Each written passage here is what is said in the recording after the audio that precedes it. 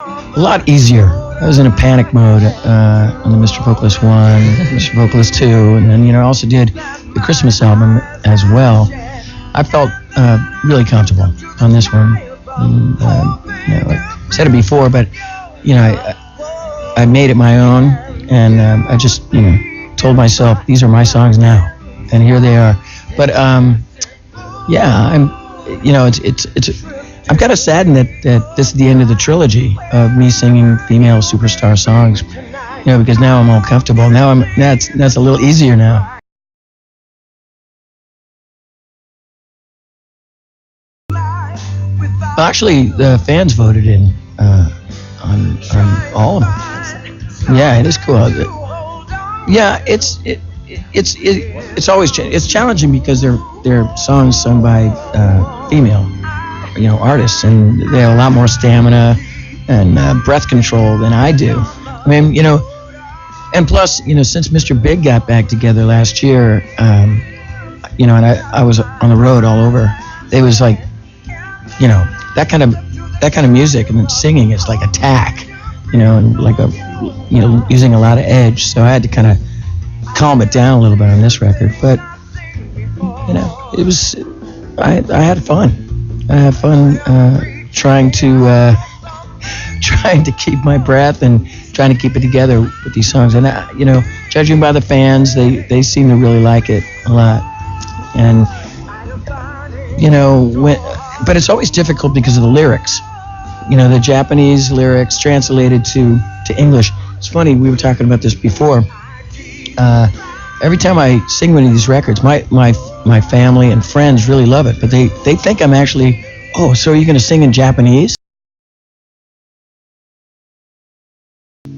Yes, and funny you mentioned the lyrics, just to elaborate on that too. Mm-hmm. I had a fan post a comment after seeing the video on my site saying, and he thought I wrote the lyrics, and he started analyzing them as if I wrote the lyrics, and I was like, no, this is a translation. Yeah. Because it is, it is different because there are some things that grammatically might not seem correct to me, or certain vowels that aren't really singer friendly, let's say, but they're translated a certain way, and it's kind of like, Eric was saying this earlier, it's like a master class in singing. It's like, okay, I have to make this work and figure it out technically and deliver it and make it sound natural all at the same time. So, that was kind of one of the bigger challenges. But overall, I feel like the melodic sensibility of the Japanese songwriters, is very similar to mine. So yeah. I mean, even you take I Love You and you take I Get Lost in Your Eyes. It's just like very simple melodies that go to the place you want them to go. Like, I'm unashamedly a fan of pop music for that reason. You're like, God, I hope this melody keeps going and they hit that note. Oh, they did. Great. And I mean, that's what's gratifying about these songs. They're very I hate to say predictable in a good way, because I think that's what makes a hit song, when something feels kind of new but familiar at the same time. And that's what I really love about these songs. Yeah, I mean, they basically just kept sending them down the pike. I just kept getting tons of music to listen to, and if I wasn't feeling it, I said, not feeling it.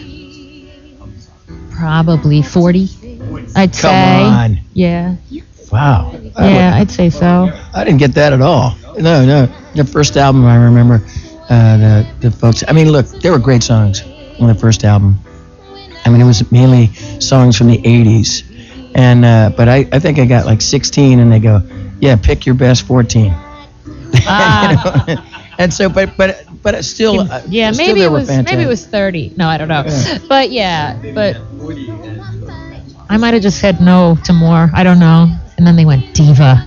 But God, it's ironic to me that there is so many hits, though. There are so many great hits, and I mean, my goal in picking the songs was to pick songs that really felt like I would have written this and would be because like when you're standing there, I do a lot of theater, and when you're playing a character, you can deliver a song in a character. When you're a pop performer and singer, that's you up there. And so you want anything you do to feel authentic. And I felt like the songs that we came up with at the end of the day feel that way. I mean, when I stand there and sing I Love You, it feels like it really truly is coming from me. I mean, it doesn't, obviously I know I didn't write it, but it really, it's coming from a deeper place than just, I'm interpreting this random pop song, which that was the most important thing to me in picking the songs. I mean, I'm a guy, so I thought you were actually singing it to me, so yeah, I thought she was very genuine. It's funny, what I love about singing that song. Stop it, Eric. Singing that song, like we did the fan event last night, and it was a really cool moment for me to feel what that song meant to the people as I was singing it, and I felt like all the history they had with that song and that artist all kind of came up, and they were pouring that energy back to me, and I thought, what an honor it is that I get to be the one to deliver this song to them in this moment. And it was a great connection. Well, they never heard it before, sung by an English speaking artist. Exactly. This is the first. Right. So that's very why cool concept. I was so great concept. That's why I really loved being this character. I guess Mr. Vocalist, not Ms. Vocalist. Did I say that? There's like a slip of the tongue, people. I got Ms. Vocalist standing right next to me, and I'm tongue-tied. That I got to be myself. I've said this before, where I thought when I first started doing this project that I was almost doing like a karaoke American style, but that's not what I wanted to do. I wanted to completely, be myself, have my own inflections, my own little soul styling or whatever you got, but keep the integrity of the song and the melody.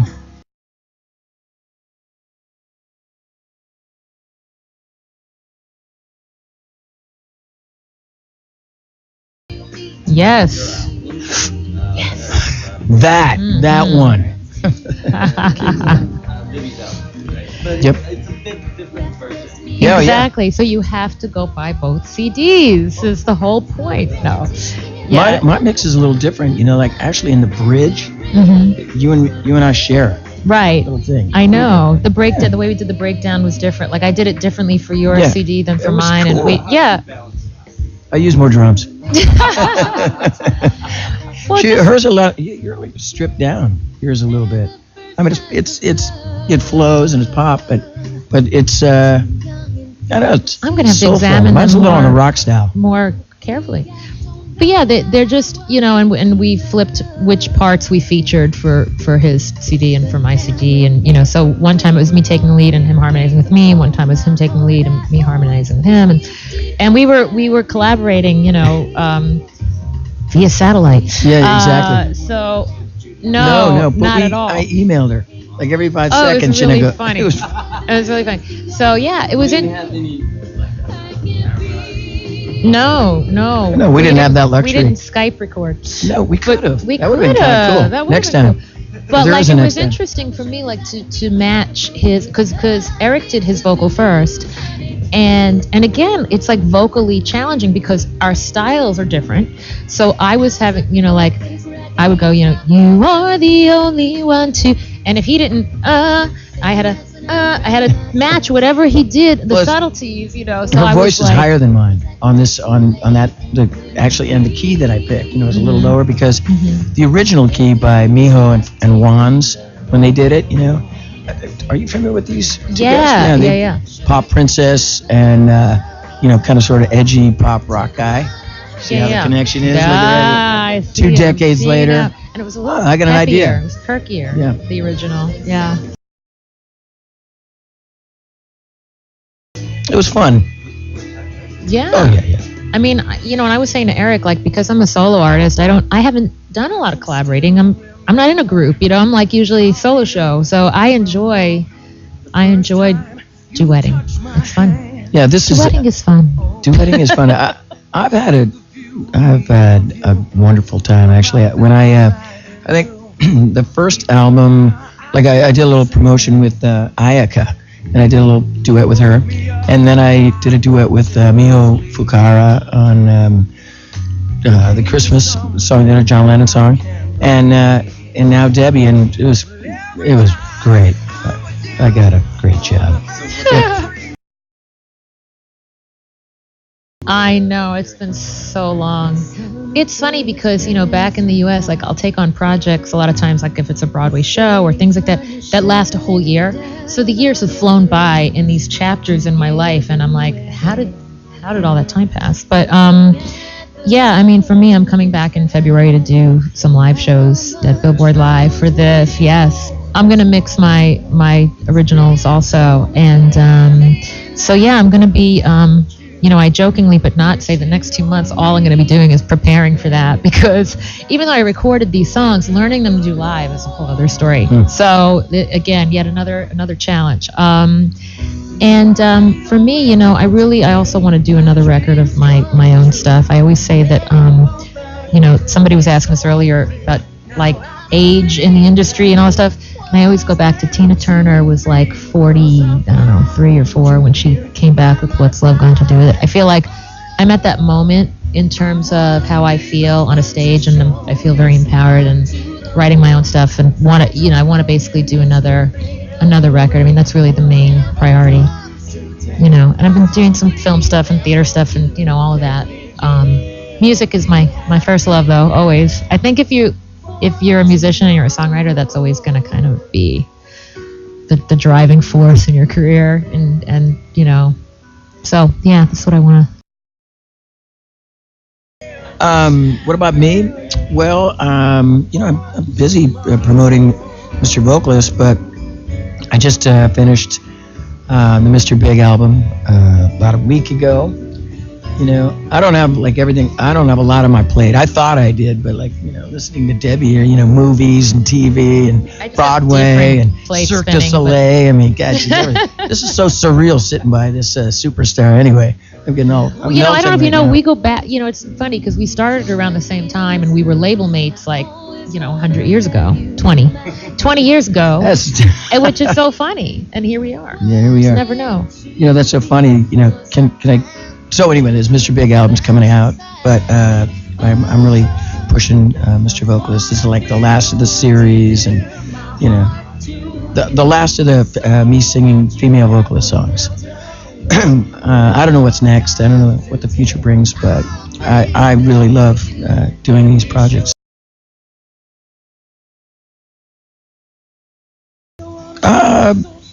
Gosh, without you, I'm nothing.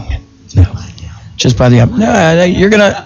I think you're gonna love these songs. I mean, some of the songs like Mate Camino Cochitero is it was made popular back in the '60s, I think, by Billy Bon, which was like a folk song, and then Fuyumi Sakamoto turned it into this Enka pop kind of song, brought it to a whole new generation. And my spin on it is like a different side on it as well. So, and there's a lot of songs on this record that are traditional, Japanese traditional, and some pop. And I think the boys and girls, all the brothers and sisters out there, are gonna love it. What he said. No, just kidding. Yeah, I right. think.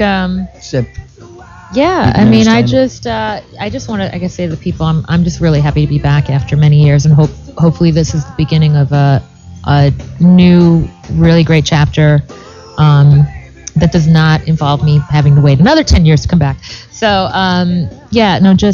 it's an honor to have recorded these songs that everybody grew up with, and hopefully I did them justice, and hopefully I will see everybody at the live shows in February. Thank you. Domo arigato.